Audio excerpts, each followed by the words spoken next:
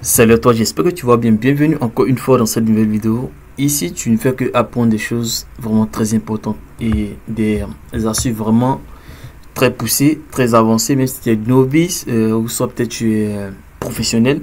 Tout ce qu'on fait ici peut te servir à tout moment. Donc ici, qu'est-ce qui se passe réellement? En fait, il y a un outil qu'on appelle, il y a une option qu'on appelle le blend qu'on va utiliser pour faire ce genre d'éléments très intéressants qui va servir dans plusieurs conceptions. Et aussi, le plus important, c'est le côté background. Voilà. Et pourquoi je dis c'est le plus important? Parce qu'il y a ce qu'on appelle le flou gaussien généralement qu'on voit sur Photoshop. Pour ceux qui utilisent Photoshop, le flou gaussien c'est assez simple. Mais sur Illustrator, c'est pas pareil. Voilà, il va falloir que tu aies au moins une petite manipulation sur le flou gaussien. C'est-à-dire quoi?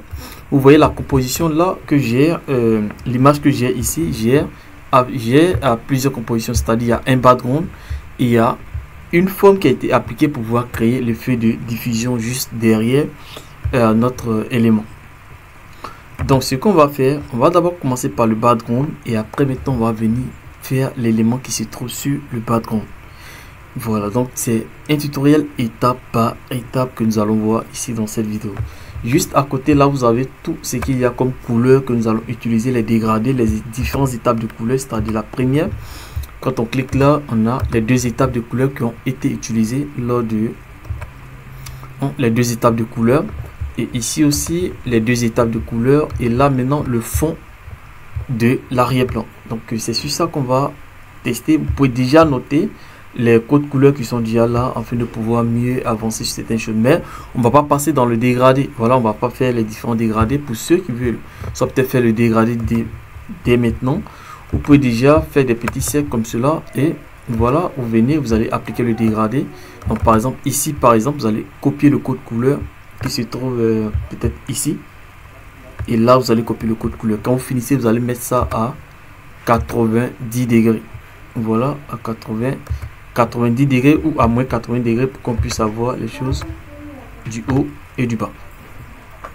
Donc directement on va se lancer sur la conception. On va aller d'abord dans fichier, on va faire nouveau, on va prendre le format A4 en format paysage, comme ça, en format paysage, et on va faire créer.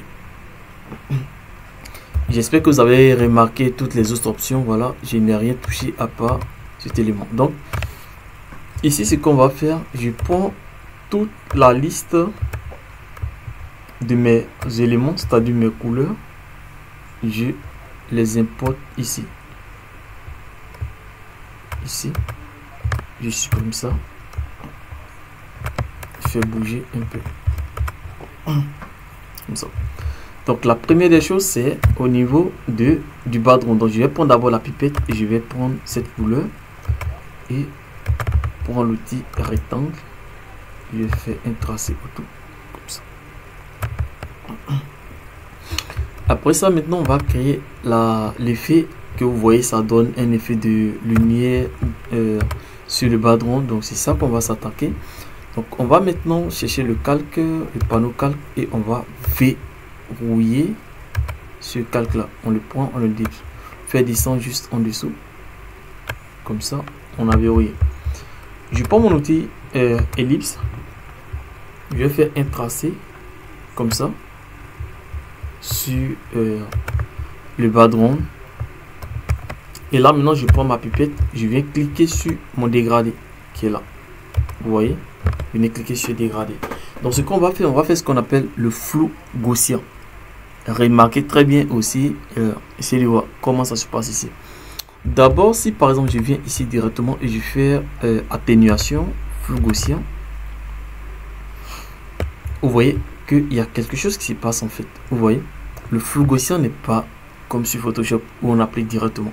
Vous voyez qu'il y a le petit rectangle, c'est-à-dire là c'est la fin de l'élément. Donc j'annule.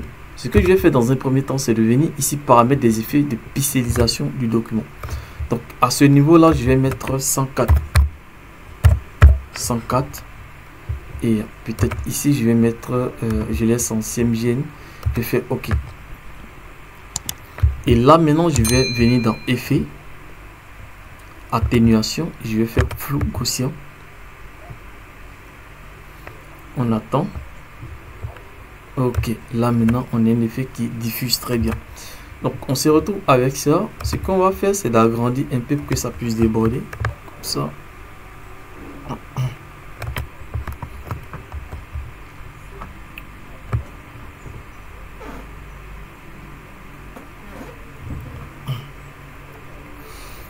Ok. Donc une fois qu'on a fait ça, on va faire maintenant l'écritage. Donc on prend l'outil rectangle comme ça. On va faire un tracé autour. Un tracé autour comme cela. Ok. Donc là maintenant on va sélectionner tout l'ensemble. Donc ici je sélectionne tout l'ensemble. Je fais clic droit et je fais créer une masse d'écritage. Tout simplement.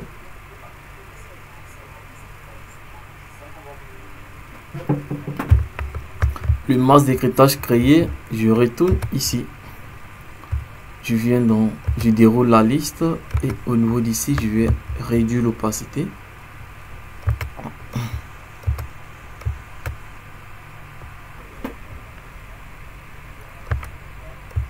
Réduire un peu encore.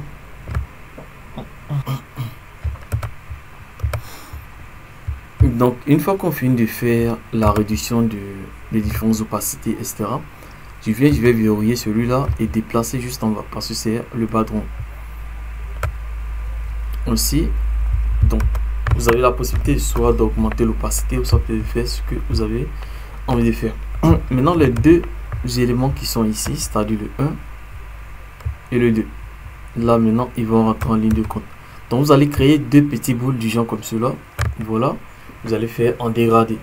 Donc, en fonction des couleurs qui vous intéressent, en fait. C'est pas comme si, comme j'ai pris ces couleurs-là que vous allez choisir la même couleur. Vous pouvez prendre la couleur qui vous intéresse. J'aligne. Je vais bien aligner. Et après ça, maintenant, on prend notre pinceau. On va prendre le petit pinceau. On va faire un tracé.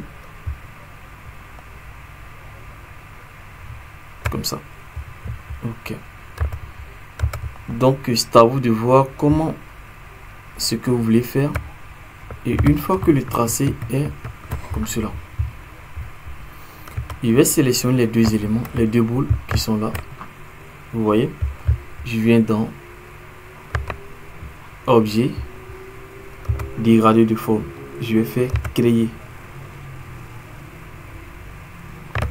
Faire créer. Et après, maintenant, je vais sélectionner ça et ça, c'est-à-dire les deux éléments ensemble. Je sélectionne les deux éléments ensemble maintenant. Et je vais faire fichier, édition, plutôt, et objet, dégradé de forme, option de dégradé. Donc, une fois qu'on est à ce niveau maintenant, je vais cliquer sur étape, tout simplement. Pas vraiment, je me suis trompé, je retourne objet, dégradé, option de dégrader ou remplacer le chemin. Donc ça va nous permettre d'appliquer le chemin directement sur le chemin des deux formes là. Donc je clique sur remplacer le chemin.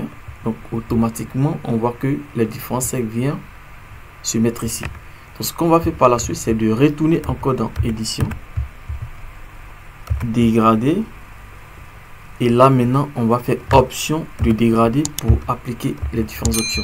Donc là je clique là, je vais mettre étape et j'augmente les étapes. Directement je vais mettre 200.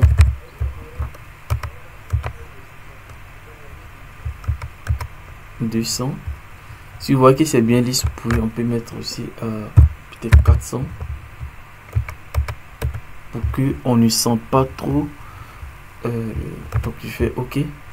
Donc après avoir fini avec ça, vous voyez, je me retrouve avec introduction comme ça. Donc là maintenant je vais modifier au niveau des formes. Donc je viens là, je déroule ici.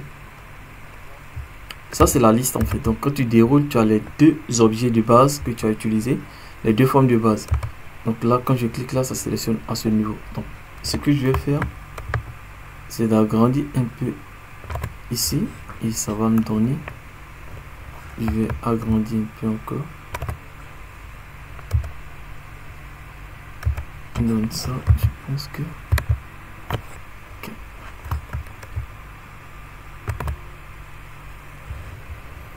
Et à ce niveau là, je vais cliquer sur cette couleur. Je vais tout simplement réduire sa taille et on se retrouve avec quelque chose du genre comme ça. Oui. Donc on peut modifier comme on veut. Voilà, donc ça arrive à plusieurs niveaux si vous voulez faire vraiment plein de choses. Donc au niveau des couleurs aussi, je vais changer le mode en RGB pour que les couleurs soient vraiment très vives. Ok, maintenant j'ai mes couleurs en RGB. Donc là, vous voyez, ça donne quelque chose vraiment très intéressant, assez fluide. Donc, vous pouvez tester ça sur n'importe quel visuel et n'importe quel élément. Et l'outil Blend aussi, ça permet de faire plein de choses. L'option Blend permet de faire plein de choses. Donc, ça, c'est une première astuce. Je crois qu'on avait utilisé pour faire le dégradé de base. Voilà, il y a un tutoriel sur le dégradé. On a utilisé pour faire. Et il y a plein d'autres tutoriels qui vont sortir. Voilà, par rapport à l'utilisation de l'option Blend ou soit peut-être l'outil Fusion. Vous allez voir, il y a plein de trucs qui vont sortir encore. Donc, on se retrouve pour une prochaine fois. Au revoir.